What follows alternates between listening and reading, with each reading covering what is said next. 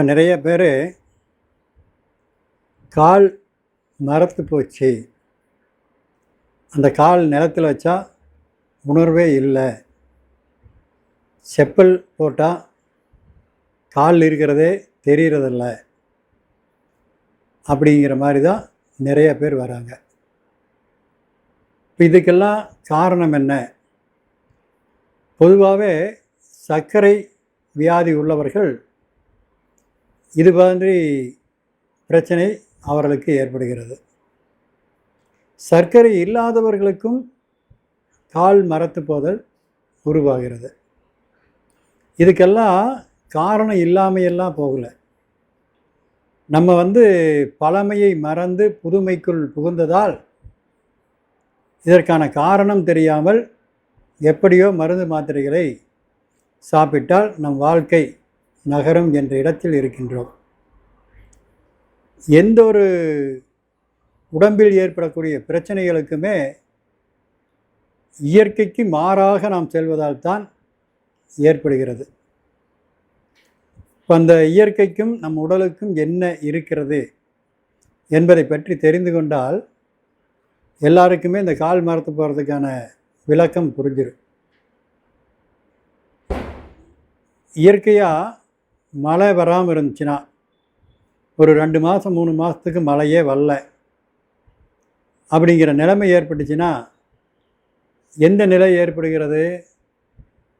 பூமியெல்லாம் காஞ்சி போயிடும், நிறைய நிலங்கள் வெடிச்சுக்கு, நிலமெல்லாம் இறுகி மண்ணெல்லாம் பாறை மாதிரி ஆயிரும். இதுதான் இயற்கையின் சீற்றத்தால் ஏற்படக்கூடியது. பல ஆயிரம் வருடங்களுக்கு முன்னரே அண்டத்தில் உள்ளது தான் பிண்டத்திலும் உள்ளது என்று நமது சித்தர்கள் சொல்லி சென்றிருக்கின்றார்கள். அது அறியாதவர்களுக்கு எதுவுமே தெரியாது, அறிந்தவர்களுக்குத்தான் அதன் உண்மை விளங்கும். மழை பெய்யலினா எப்படி நிலம் காய்கிறதோ அதுபோல நமது உடம்பிலும் உள்ளங்காலிலிருந்து ஒரு சக்தி மேலே சிறுநீரக பையை அடைந்து சிறுநீரகத்தில் ஒரு வேலை நடந்து சிறுநீரகத்திற்கு சென்று சிறுநீரகத்திலிருந்து கல்லீரல் மண்ணீரலுக்கு சென்று மண்ணீரலிலிருந்து இருதயத்திற்கு சென்று அதேபோல் கல்லீரலிலிருந்து இருதயத்திற்கு சென்று நுரையீரலிலிருந்து ஒரு சக்தி இருதயத்திற்கு சென்று இந்த மூன்றும் ஒன்றாக சேர்ந்து நெருப்பாக மாறி மூளைக்கு செல்கிறது. மூளைக்கு சென்று நீராக மாறி அது இரத்த குழாய்களின் வழியாக கீழே உள்ளங்கால் வரை பயணிக்கிறது. மேலே செல்லும் காற்று நீராக மாறாவிட்டால் கீழே நீர் உருவாகாது, நீர் வாராது. இதைத்தான் அந்த காலத்தில் பித்தம் கெட்டால் இரத்தம் கெடும் என்ற பழமொழியும், பித்தம் தலைக்கேறுனா மூளை கெட்டு போயிடும் அப்படிங்கிற பழமொழியும் சொல்லி வைத்திருக்கிறார்கள். இந்த நிலை நீரை உற்பத்தி பண்ணக்கூடிய காற்று மேலே சென்றால் அந்த காற்று இந்த முடியின் வழியாக உற்பத்தியாகி கீழே வரக்கூடிய ஆக்சிஜனோடு கலந்து நீராக மாறி கீழே உள்ளங்கால் வரை நமக்கு ஈரத்தன்மையை உருவாக்கும்.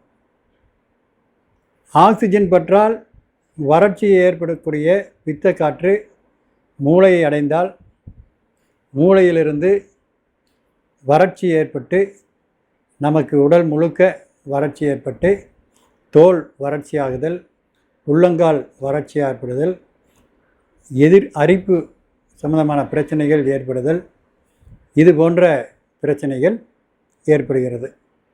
இதுதான் உண்மை. இதுவெல்லாம் ஏன் இன்றைக்கி நிறைய பேர்த்துக்கு உருவாகுது அப்படிங்கிறத பார்த்திங்கன்னா, அரிசி எடுத்துக்கங்க. அந்த அரிசியில் பூச்சி பிடிக்கக்கூடாது, அந்த அரிசியின் நிறம் மங்கக்கூடாது, அரிசி கெட்டு போகக்கூடாது மொத்தத்தில். இதற்காக சில வேதிப்பொருள்களை அரிசியுடன் கலந்து விற்பனைக்கு கொண்டு வருகின்றார்கள். பருப்பை எடுத்துக்கொள்ளுங்கள். அது கெடாமல் இருப்பதற்கு சில வேதிப்பொருட்களில் ஊற வைத்து காய வைத்து அதன் பிறகு அதை உடைத்து நமக்கு விற்பனைக்கு கொண்டு வருகின்றார்கள்.